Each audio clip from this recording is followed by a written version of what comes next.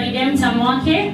Nimeokoka, Jesus Christ is my personal savior. Amen. Nimetafuta sijapata kama Yesu. Amen. Kama acha nichukulie Yesu hadi wakati tutafika mbinguni. Today we are going to talk about the representative of Christ. Amen. Amen. So I want you to open the book of Romans chapter 8 verse 5 to 8. But before I start, I'd like to start with a word of prayer. Dear and everlasting Father, I thank you for this day, oh God. I thank you for each and every soul that is in this place, my Lord and my Savior. As I'm standing in this place, God, I may have stand with my ways and my understanding. I set my mind into captive mode, oh God. I welcome the Holy Spirit to come and speak through me. Let nothing come out of my mind be under my influence, oh God, but under your influence, my Lord and my Savior. Each and every one of us that are in this place, oh God, let me plant a seed in them that will grow, oh God. Let them be able to walk according to what the Bible says. Every spirit of distraction, every spirit of wandering, every spirit of the flesh that will try to set their mind captive, that will try to bring doubt in their mind will not have its way. Holy Ghost, come and reign in this place. Power of God, come and reign in this place. Anointing of God, come and reign in this place. I submit under your authority. I let go so you may fill me up, oh God. I pray this prayer of faith, trusting and believing in you. Amen. So today I'm going to talk about being a representative of Christ. So wakati tunasemanga kuwa representative of Christ, I'm representing Christ. There was a time nilikuwa nafanya kazi kama brand ambassador. Na kwa hii kazi tulikuwa tunafanya, we had to represent that certain company. The product we were supposed to sell, mtaambiwa hii ndo maagizo, hii ndo mnafaa mfanye, hii na hii na hii. Sasa wakati tulikuwa tunafika pale, tunakaa tunasema walituambia tufanye hii, lakini mimi naona hii product nyingine ndio mzuri kushinda hii. But because that company you are representing that company, you will have to forget about everything else na present your company mmeletewa. Sasa ikafika mahali nikakaa nikajiuliza, sasa sisi wenye tunasema tumeokoka, tunajua Mungu, tuna represent Mungu kweli? Mtu akituangalia atasema, are this really children of God? Tunasema tumeokoka, lakini njia zetu zinakaa za mtu ameokoka. Tunaweza kaa tuseme nimeitwa, I've been called to work for the kingdom of God.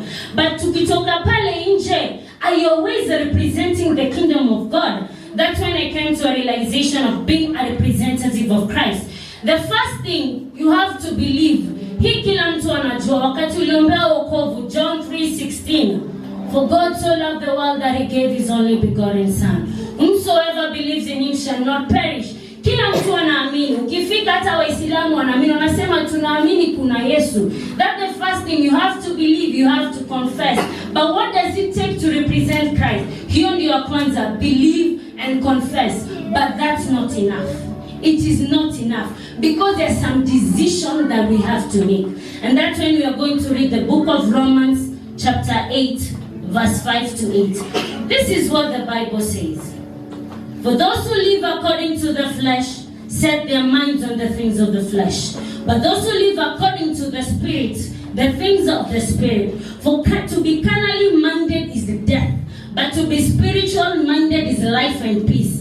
Because the carnal minded is enmity against God, for it is not subject to the law of God, nor indeed can it be. So then, those who are in flesh cannot please God. Now for you to make this decision, tumekombolewa kwa damu ya Yesu Kristo. Now we have to make a decision. What are these decisions? Kabla uokoke, what were you doing? Were you doing the things of the flesh? Mlikuwa mnahanya, mlikuwa mnaiba, mlikuwa mnakunywa pombe. Sasa wakati unaingia kwa Yesu, you have to say, hii maneno ya mwili ninaeka kando, nafuata Yesu. Bwana asifiwe.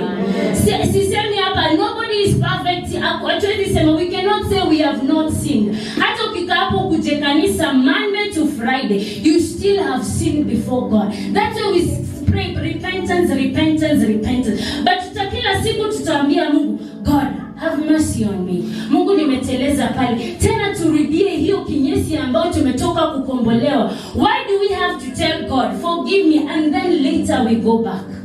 Mimi mnaniona hapa nilikuwa mtenda dhambi. I am not perfect.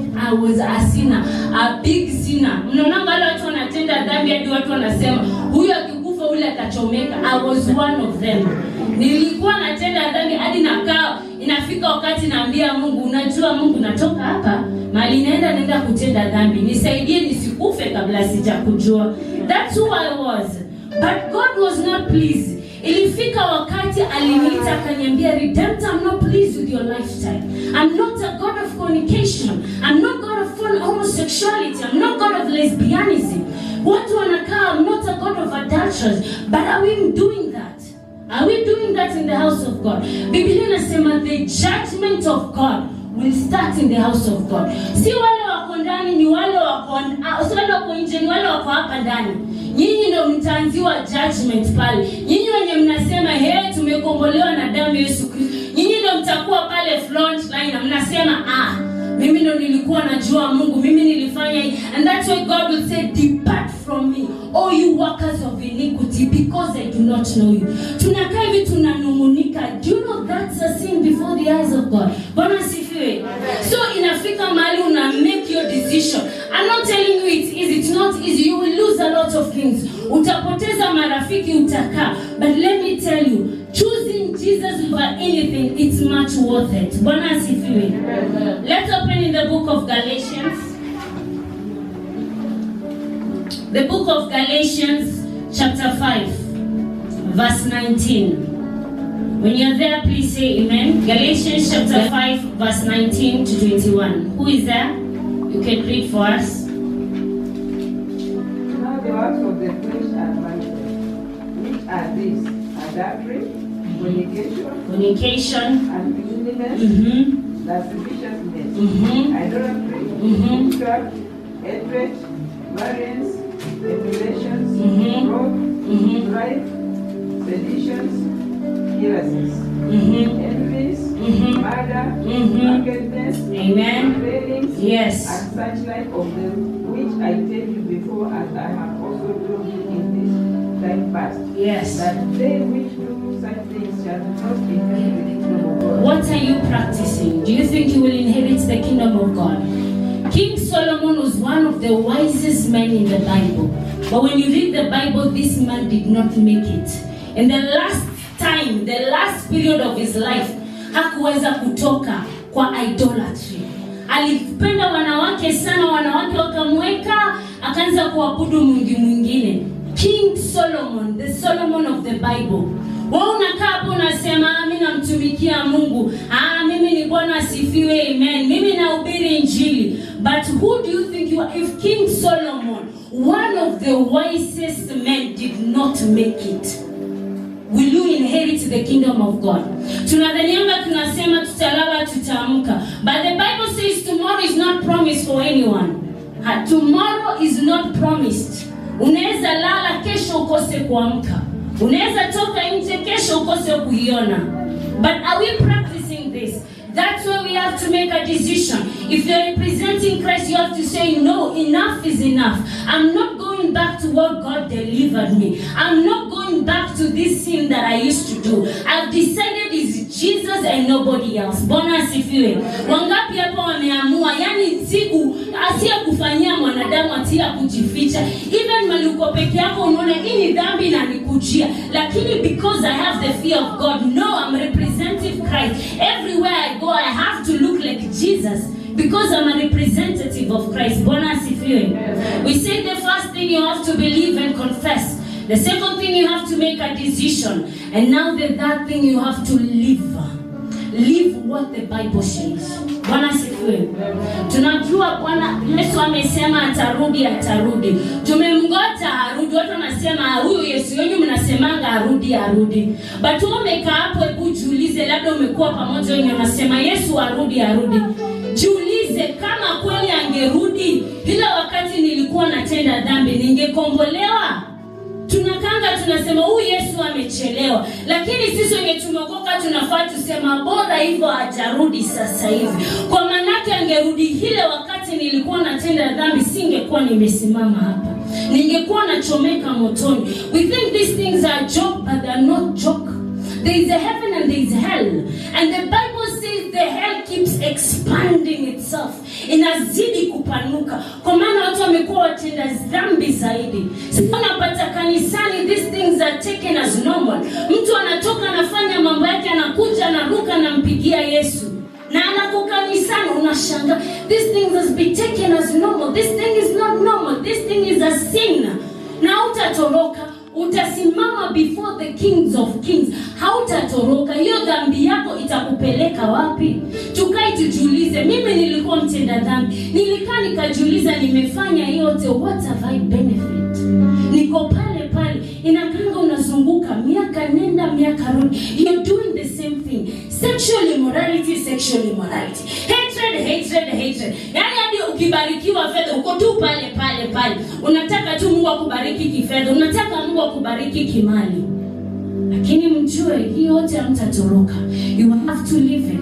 Being a representative of Christ, to live according to the word of God. Amen? Are we going to live according to the word of God? Let's open the book of Acts chapter 5 verse 29. Matendo ya Mitume, if I'm not wrong. Acts chapter 5 verse 29.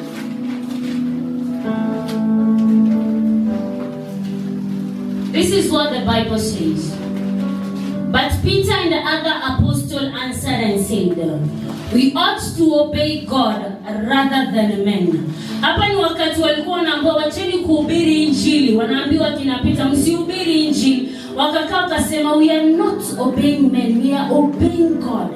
It is better to obey the word of God. Watu wanachukuanga only a certain part of the Bible. Oh, we are living under the grace. No, it's okay to still do this. God sees the heart. Asiangaliangi mwili. So let me do everything tu nitarudi. Hiyo wakati unasema hivyo, kuna wakati utapatikana ukiwa kwa hiyo mwili. You will not have time to repent. The Bible says Jesus will come as a thief in a twinkle of an eye. Niambia umepatikana kwa dhambi, hiyo twinkle of an eye utaanza aje, baba nisamee. Twinkle of an eye hata baba inatoka. Utapatikana hapo in a twinkle of an eye. The Son of God will come as a thief. Where will you be found? We think we will be found well, but where will you be found? In every step we take, we have to represent Christ. Everywhere we go, we have to represent Christ. We have to live according to what. If Jesus said it's a sin, it's a sin. Mtumishi mwingine asikuja kuambia it's okay. Enda ufanye umalaya urudi it's okay. Mungu bado anakujali. No, it's a sin. Tell God, give me strength to come out of this life. Tell God, give me strength to come out of this sin. It takes strength, it takes sacrifice, it takes a decision. God sees our heart. Saa zingine tunatubu lakini kwa roho zetu hatujatubu. Tunatubu kwa vinywa. Bwana asifiwe.